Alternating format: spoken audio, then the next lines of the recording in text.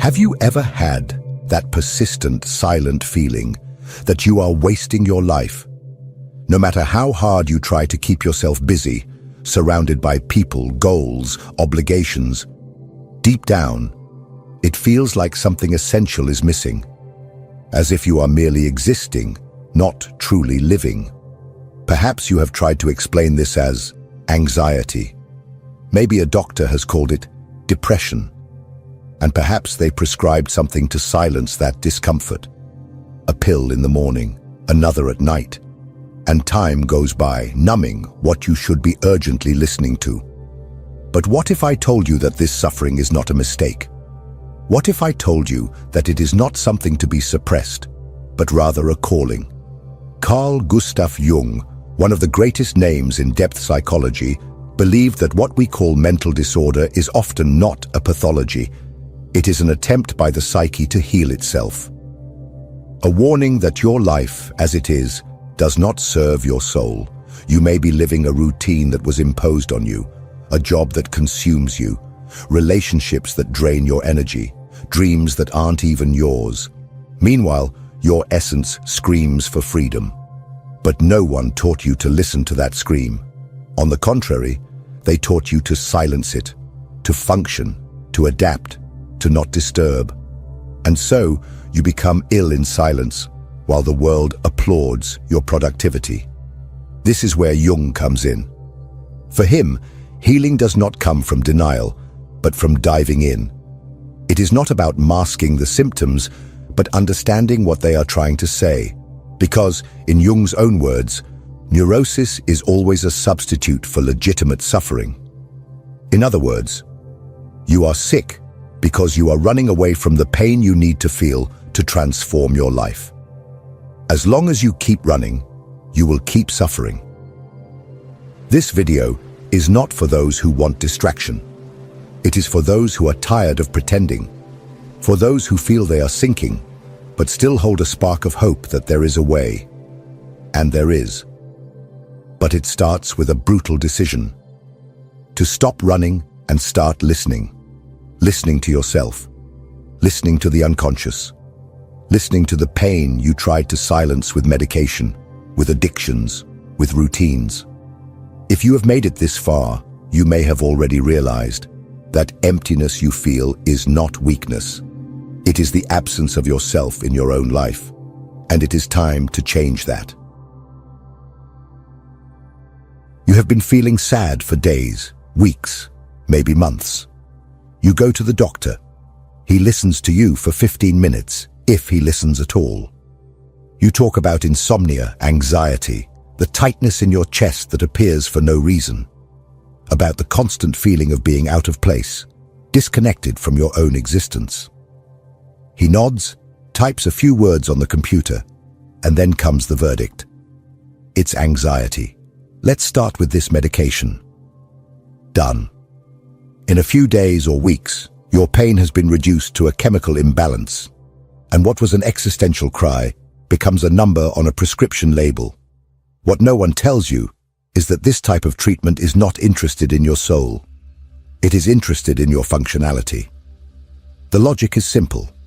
You need to keep working, consuming, producing, keeping the gears of the system turning. The medication allows you to endure the unbearable. And that's why it is offered as a definitive solution. But this solution, as Jung said, is a trap. Jung believed that most modern neuroses do not arise from an internal failure of the brain, but from the disconnection between the life we lead and the life we should be living.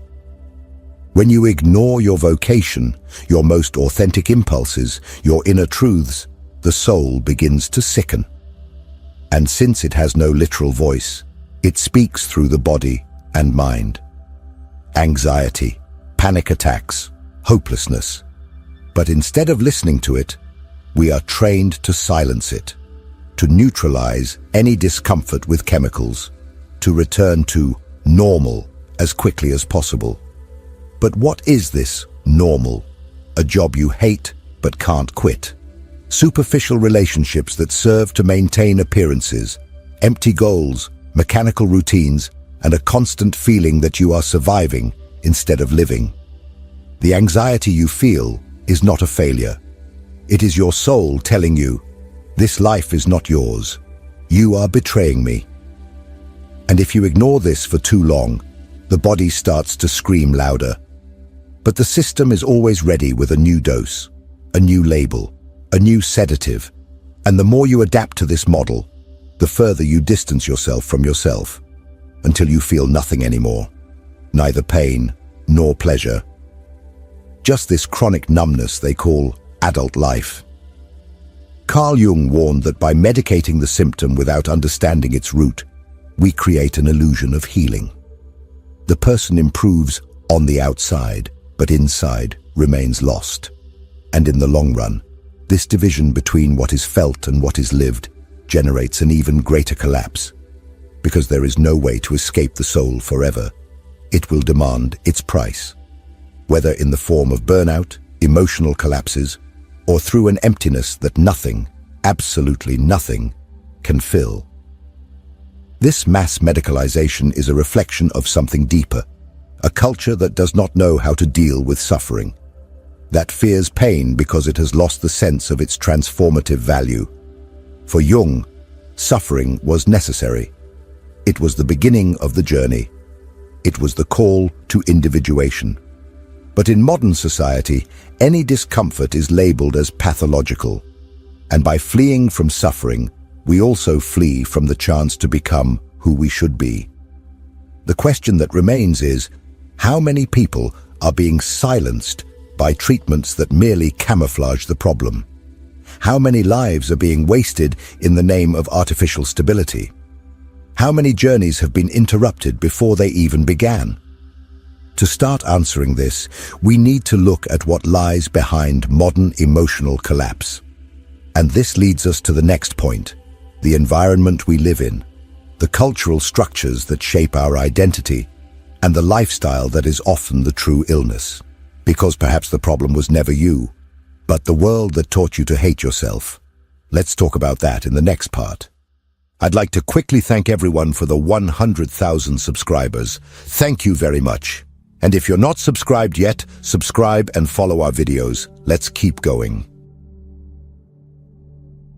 Have you ever wondered why so many people are suffering emotionally, even surrounded by material comfort, technology, and supposed freedoms? We have never had such access to information, entertainment, and stimuli. And at the same time, we have never been so disconnected from ourselves. The root of modern psychological suffering is not only within the mind, it is in the environment that shapes us from birth. Carl Jung understood this with brutal clarity. For him, the problem was not just individual. It was cultural. It was structural. We live in a society that glorifies appearance but neglects essence, that rewards efficiency but ignores the soul.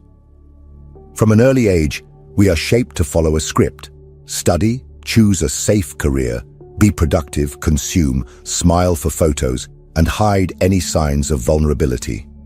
We grow up being taught to please, to compete, to win. But no one teaches us to listen to our intuition, to understand our feelings, to ask ourselves, what makes my life worth living? This absence of meaning is not a coincidence. It is programmed. We have been conditioned to believe that our identity comes from outside, from the title we carry, the salary we receive, the approval we earn. But Jung knew that this is a fatal trap. Because when the value you see in yourself depends on external standards, you are permanently exposed to frustration. And worse, you distance yourself from your inner nature, from your unconscious, from your soul. And that is where the emptiness begins to grow. Slowly, silently, it takes over your routine. You meet all the expectations, check off all the items on the list, but still feel out of place. You feel like you are living someone else's life, that something is wrong, but you can't explain what. What you are feeling is not weakness, it is disconnection. Disconnection from what is true, spontaneous, instinctive. And this disconnection, according to Jung, is what fuels the deepest psychological disturbances. But society does not want you to realize this. Because disconnected people are easier to control, they consume more, question less, follow orders without resistance. They are useful, they are docile, they are predictable. And when they finally collapse, when anxiety, depression, or burnout hit them hard, the system responds with palliatives, never with the truth. Jung said that to heal, the individual needs to confront the world that hurt them. They need to understand how they were conditioned, what was repressed, what was sacrificed in the name of acceptance. And this is a painful task, because it involves admitting that you lived a life that was not yours, that you shaped yourself to fit into a mold that suffocated you, that you were domesticated by a culture that fears the human soul. But it is also the only way out, because only by recognizing the origin of your emptiness can you begin the journey to fill it with truth. And this journey has a name: individuation, the deep and transformative process that Jung believed to be the true path to healing. In the next part, we will dive into this journey. What does it mean to individuate? How is it possible to integrate the forgotten parts of oneself and finally build a meaningful life? The answer requires courage, but also surrender. Let's move forward. There comes a moment in life when pain can no longer be ignored, when the social mask begins to weigh too heavily, when you realize you are living as if you are only half, or worse, a caricature of who you truly are. It is at this breaking point that, according to Carl Jung, the most important journey a human being can undertake begins, the journey of individuation. But what does it really mean to individuate? Jung was not talking about cheap self-help or small habit changes. He referred to a deep, almost mythical process in which the individual ceases to be a reflection of the external world, of family, culture, others' expectations, and begins to become what they are, in essence. Individuation is the path to psychic wholeness. It is when you stop being what others expect of you and start becoming what your soul is asking for. And this process is not linear, nor comfortable, quite the opposite. It requires you to confront everything that has been repressed, ignored, or denied within yourself. What Jung called the personal unconscious reveals itself at this point: unresolved traumas, suffocated desires, inherited beliefs that have never been questioned. Individuation begins when you decide to stop fleeing from these parts and start integrating them. But that is just the beginning. Because the most challenging step of individuation, and perhaps the most painful, is the encounter with the shadow, that dark, instinctive, animalistic, and chaotic side that you have learned to hide. The anger you never expressed, the envy you pretend not to feel, the impulses that shame you. Jung said, "Those who look outside dream. Those who look inside awaken." And looking inside means facing your shadow without masks, without excuses, without moralism. Why is this so important? Because the shadow, if ignored, controls you without you realizing it.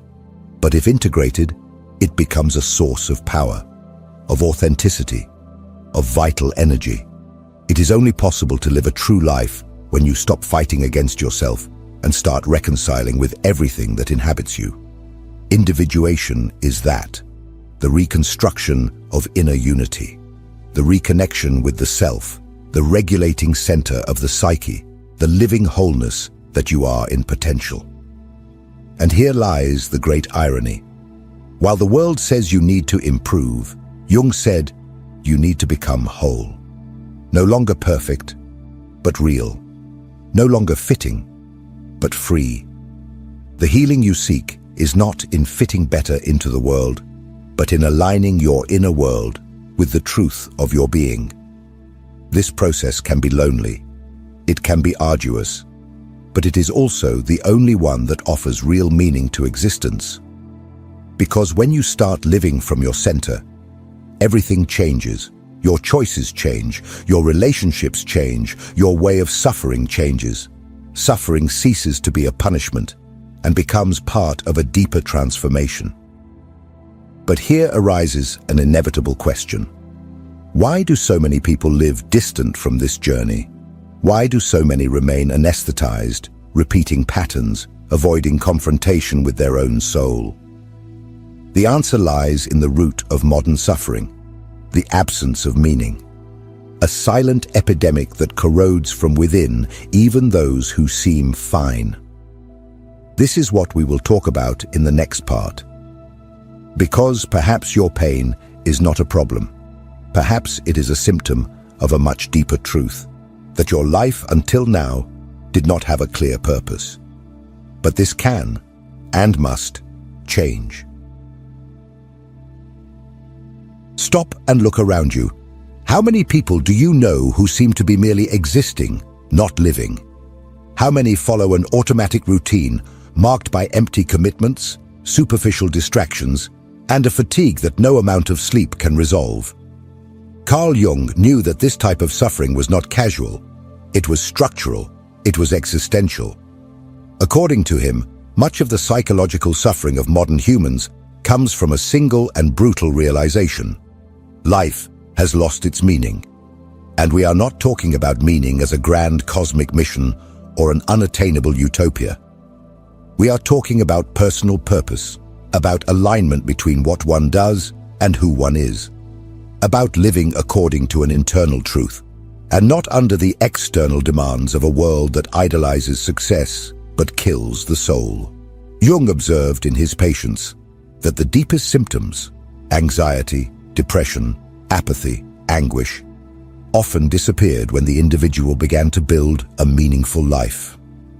Not when they took medication, not when they made money, but when they found a why. Because deep down, you can endure almost any pain if you know why you are living. But without that meaning, even the most intense pleasures become mundane. Even the most ambitious goals sound empty. And that is exactly what we are experiencing today. An epidemic of emptiness. People tired not just from an excess of tasks, but from a lack of purpose. Lives full of commitments, but poor in direction. Jung understood that humans need to feel part of something greater than themselves. They need to feel that their existence has weight, consequence, and meaning. Without this, they collapse internally. Suffering turns into disorientation. The soul cries out for a path, but all the world offers are distractions. Likes, series, self-help promises, productivity techniques, miraculous courses, all trying to fill a void that can only be filled with truth.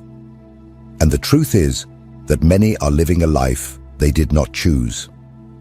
They were pushed into paths that please others, but betray them internally. They chose professions that have no connection to their values. They maintain relationships that weaken them. They inhabit cities that suffocate them. They repeat routines that erase them day after day. And the body feels it. The mind collapses. The soul contracts. There is no remedy for the absence of meaning. Because what is missing is not serotonin. It is direction. It is not dopamine. It is identity. And this is where Jung's deep psychology becomes urgent. Because he did not simply want people to function. He wanted them to live authentically. To have the courage to say, "This life is not mine, and I refuse to continue like this." But how to do that? How to start rebuilding meaning when everything around you seems designed to distract you from your essence? Jung had an answer. The reconnection with the unconscious. Because it is there, in the forgotten parts of oneself, that the key to your purpose resides. And that is what we will explore in the next part. How the unconscious, far from being just a repository of traumas, can become your greatest ally in healing. Because perhaps what you most avoid facing is exactly what you need to discover in order to finally live with meaning. If what you're hearing resonates with you, you'll find real value in my ebook, Beyond the Shadow. It breaks down Jung's core ideas and gives you tools to understand yourself more deeply. Link is in the pinned comment. Most people want to heal, but almost no one is willing to pay the price of healing. Because, contrary to what common sense sells, true transformation does not begin with positive affirmations or the creation of new habits. It begins with a confrontation, a dive, a descent into the depths of one's own soul. And that is precisely what Carl Jung taught us. There is no healing without contact with the unconscious. But what is this unconscious? For Jung, it was not a mere repository of repressed memories or past traumas. It was an entire universe, vast, symbolic, that holds all the parts of us that have been forgotten, denied, abandoned. Our most authentic impulses, our deepest fears, our most painful truths. Everything you tried to ignore is there, waiting. And why does this matter? Because what you do not face in the unconscious begins to govern your life without you realizing it. Jung clearly stated, what you do not bring to consciousness returns as fate. You think you have bad luck in love, but you unconsciously repeat the same patterns. You think you are sabotaged at work, but you unconsciously fear success. You think you are a victim of the world, but you are being controlled by old traumas that you have never confronted. The unconscious is like a dark mirror.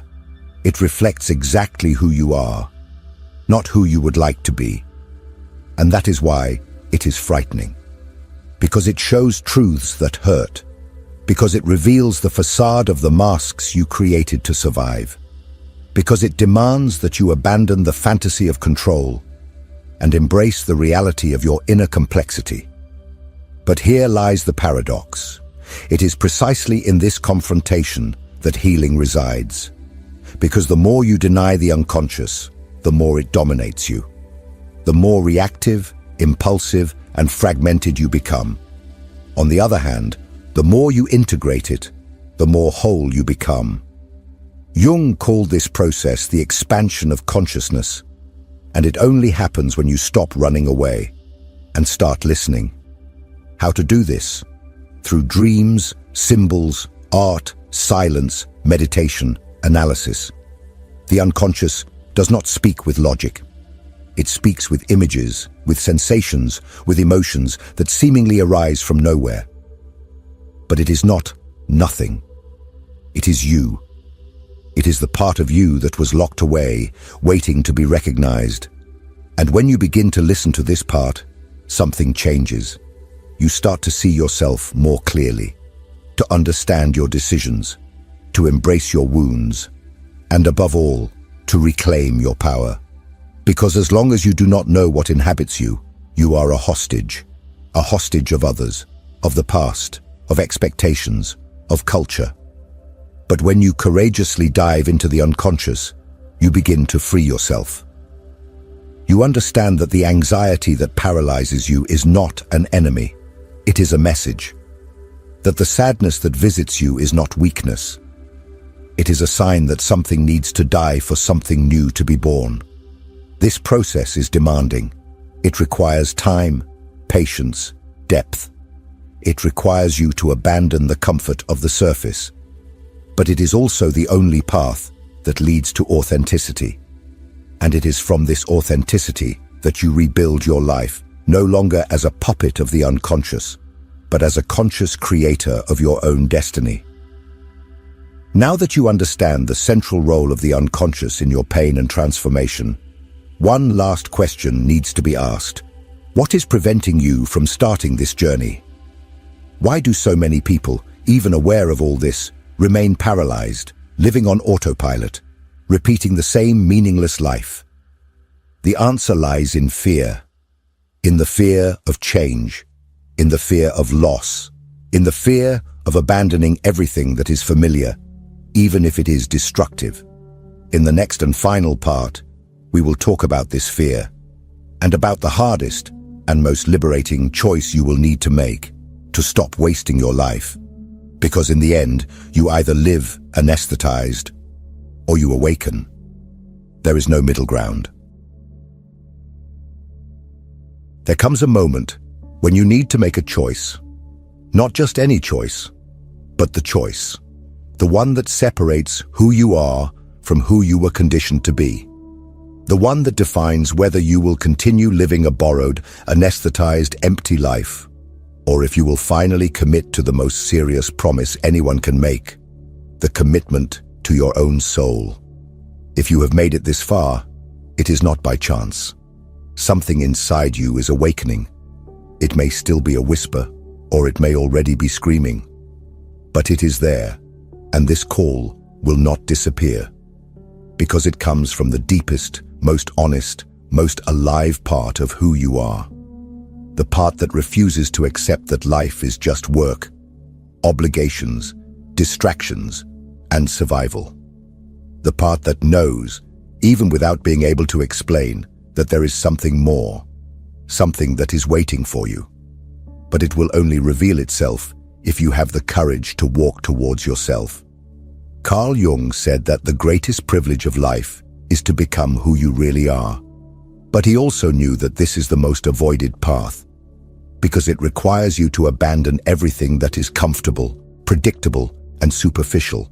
It demands that you face deep fears, confront your shadows, question everything you were taught as truth. But that is precisely why this path is sacred. Because it transforms, because it truly heals. Most people will continue on autopilot. They will prefer numbness to clarity. They will keep accumulating possessions, distractions, likes, while inside they rot in silence. But you don't have to be another statistic. You can choose. Choose to stop wasting your existence. Choose to come out of anesthesia. Choose to build a life that makes sense. A life that is yours. I'm not saying it will be easy. It won't. It will hurt. It will confuse. It will require breakups. But it will also liberate. And there is nothing more powerful than an awakened soul. Because when you start living according to who you really are, you become unshakable. You stop asking for permission. You stop comparing yourself. You stop losing yourself trying to please those who will never understand you. So now I ask you, what do you need to let go of to start truly living? What is the lie you are still telling yourself? Comment below. It doesn't matter if it's a sentence, a confession, or a question. The simple act of writing is already a step out of numbness. It is already a gesture of presence, of choice, of awakening. And if this video moved you, if some part touched a wound or ignited a spark, then you need to watch the next video. Not because it is a continuation, but because it is important. Because if you have made it this far, it is because you are ready to go even deeper. And now, more than ever, it is time to continue.